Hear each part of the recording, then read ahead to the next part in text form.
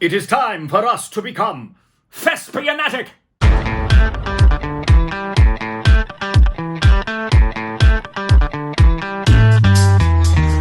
time to spend some time with Rick.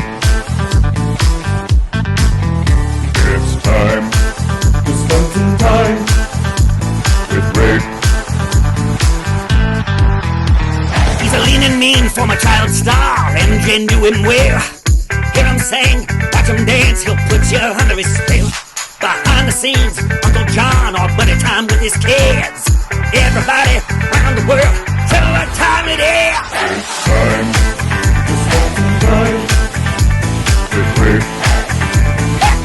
Jump back, kiss myself. It's time to spend some time with Rick. With Rick. What time is it? With Rick. What time is it? With Rick. What time is it? What does that mean? Well, we're going to talk about acting. Hi, everybody. Today, we're going to be talking about, and I'm assuming you are watching these in order. You don't necessarily have to be, but it's probably a good thing to do because I'm putting them in a particular order for a particular reason. But you could watch these in different orders. That's really okay. One of the first things that we're going to do is relaxation. I'm going to do a video on that that's coming up soon, as well as how do you start to build a character.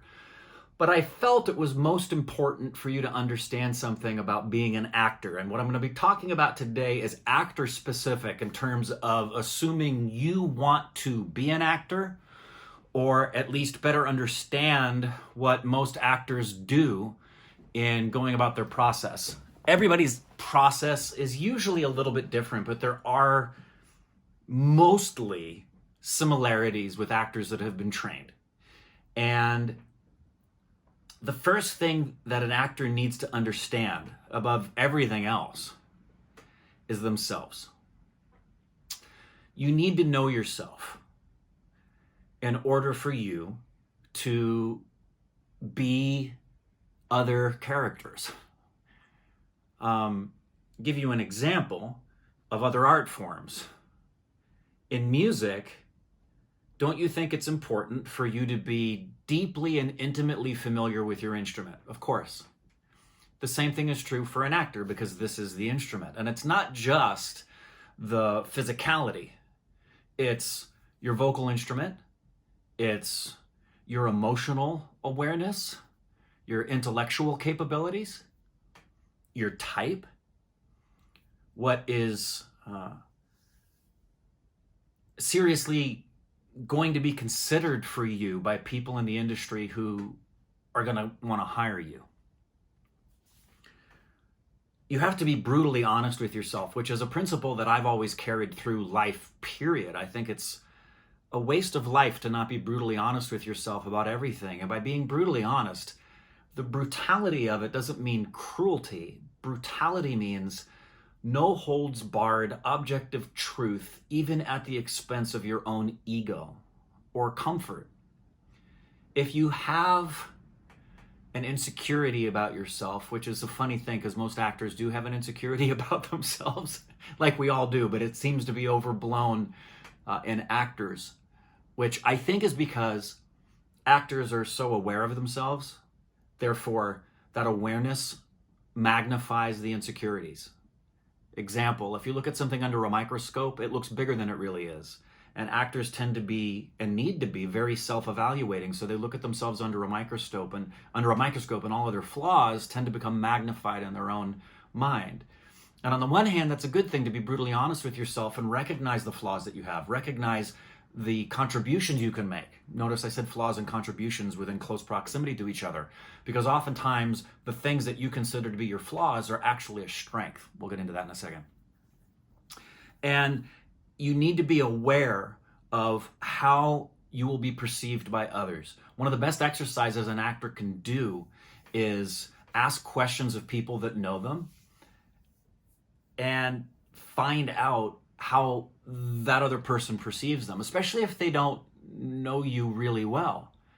To just simply ask I've done this. I've asked people before, especially those who knew me but didn't know me really well, and I've said, would you be brutally honest with me How do you perceive me? Do you perceive me to be a sexy guy? Do you perceive me to be a goofy, dorky guy? Do you perceive me to be an older, fatherly kind of guy? Do you perceive me to be a young, vivacious kind of guy?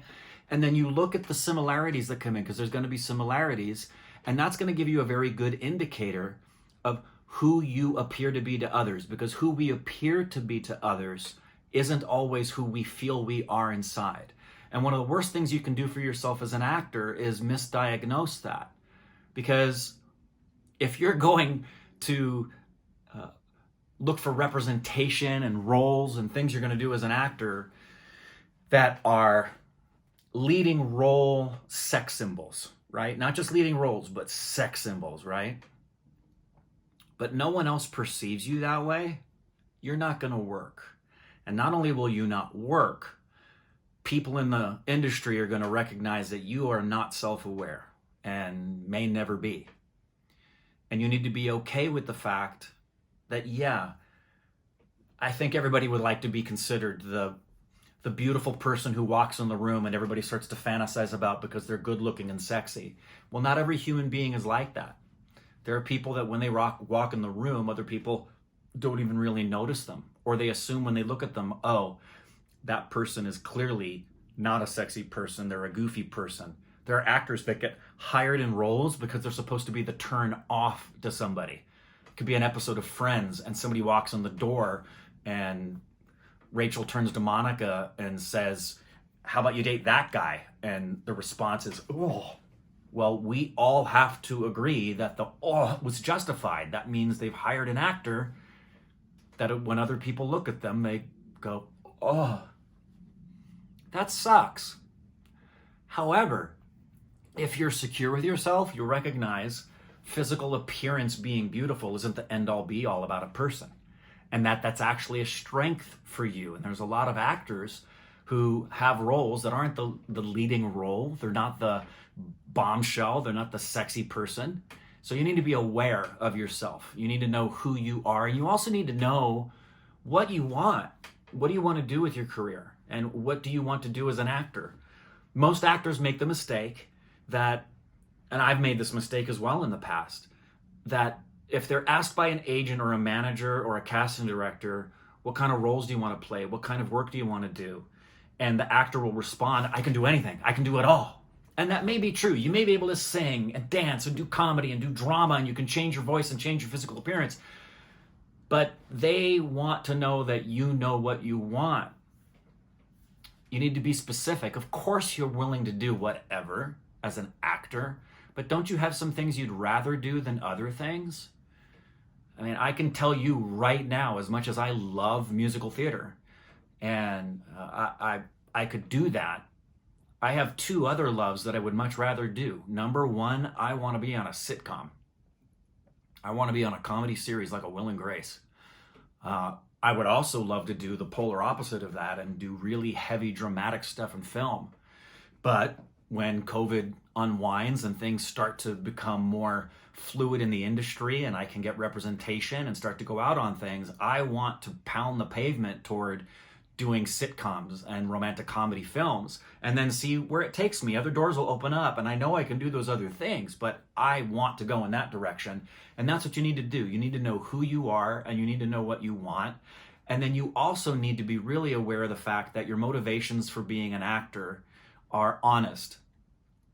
That if you're just wanting to be an actor because you want the fame and the money, be honest about that and embrace that if that's what you want. I personally don't think that that's a high enough motivation for someone to be an actor, but that's your motivation. That's not me. That's yours. Be honest with it and make no apologies if that's what you want to do. I personally don't care about the fame and the fortune as much as I care about the work and doing things that would be satisfying to me. I would much rather have a career in roles that I'm satisfied artistically and proud of my work than I made millions of dollars and was a household name. If I had millions of dollars and was a household name but was stuck doing stuff that's not artistically fulfilling or elevating for me, I would be miserable. So you have to be honest with yourself about that. And one of the best ways for you to understand who you are, which in the industry is called your type, is to ask other people. and to look at yourself in the mirror and recognize this as well. Your type's going to change over time. I'm not the same Rick I was 10 years ago.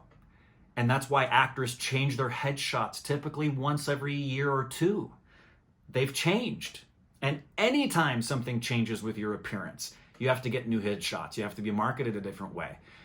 Sometimes actors have really long hair and they get a role that shaves their head. New headshots. I'm now going to be marketed like this. So brutal honesty with yourself and self-evaluation. Sometimes you'll need to get into a situation, and acting classes are really great for this, where you have an acting teacher that actually works somewhat like a quasi-counselor, where you're doing work in the class that is designed for you to open up those things and look at your walls and your boundaries. I'm going to do an entire video section, if not two, on what are walls and boundaries and why they're critically important to know about yourself and how those play into what you do as an actor. And my goal is to educate you to what actors do in general as an audience member and someone who loves the art form. And I'm specifically wanting to empower and equip anybody who is an actor or wants to be an actor. And I hope this is helpful. There's really simple advice I've just given you that's basically surmised in one sentence. 2 words: know yourself. As Shakespeare said, to thine own self be true. Be honest with who you are, how you're seen, how you'll be marketed, what you want, and what you can do. Too many actors and artists in general think they can do something and they can't. And the opposite is true. People who underestimate how magnificent they are when they're really freaking good. It's one thing to be arrogant. It's another thing to be confident. I'm confident in what I can do as an actor because of my years of training, my years of work, and what I've had as feedback from agents and managers and critics and audience members. I'm thankful that I have that. I know what I'm capable of as an actor, and I'm confident in that. Learn that about yourself and be confident about it. And if you know you need to strengthen something for yourself, admit you're weak and strengthen it. Do not pretend.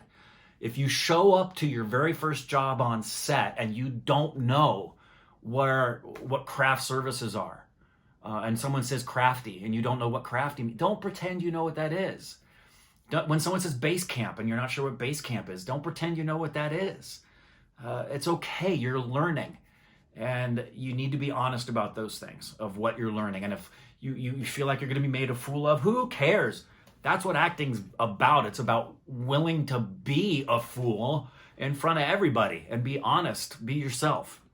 Hope that's helpful. There wasn't much practical technique or process, but I don't think technique or process is really advantageous to you, because what you put into the technique and the process is yourself.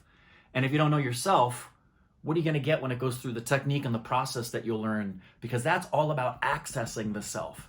And if you don't know what you're accessing, what good is it going to be? And oftentimes, bad acting is a result of that. People don't even know who they are. Therefore, they don't know who to be when they portray a character. Hope that was helpful. That's another video for you about how to be an actor and appreciate acting. There's more on the way. Love you. See you later.